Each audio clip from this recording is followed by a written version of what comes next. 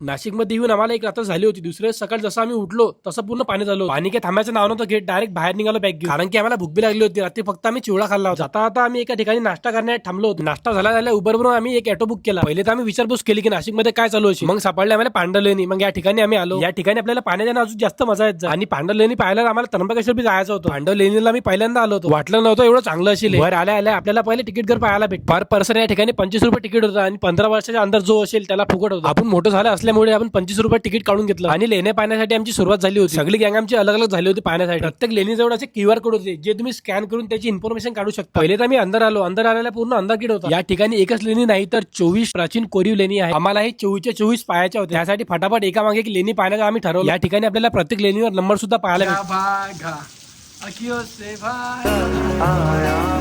मग एका जागेवर मला कुत्र बसेल दिसलं. मी तर पहिले भेलो.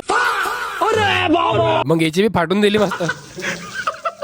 मग एका लेणीच्या अंदर आपल्याला एक कुत्र दिसलं. आपल्या बॅगा सगळ्या खायला होत्या म्हणून काय देऊ शकलो नाही. एवढं पाहिल्यावर बी अजून खूप काही बाकी होतं पाहायचं. या जागेचं वातावरण आणि सुंदरता खरंच खूप चांगली होती. हेच नाही तर या जागेवरून पूर्ण आपल्याला नाशिकचा व्ह्यू पाहायला भेट. एक व्हिडिओ काढण्यासाठी पूर्ण आपली पाठ वली झाली. जाऊ द्या म्हटलं चालतं तेवढं. चालता आम्ही एकदम टॉपला येऊन पोहोचलो. खालचे लोक सांगत होते की वर जाऊन काहीच नाही आहे. तरी आम्ही वर गेलो. शेवटी काय करणार, विदर्भाचे पोट्टे. आपण कोणत्याही खराब ठिकाणी जगू शकतो. वर गेल्यावर काहीच नव्हतं. मग खाली गेलो आणि खाली आल्यावर पहिले आम्ही खायचं पाहिलं कारण की भूक खूप लागली होती आम्हाला. या ठिकाणची म्हटलं पाणीपुरी खाऊन पाणीपुरी खायला घेतली त्यासोबत चम्मच खायला भेटलं.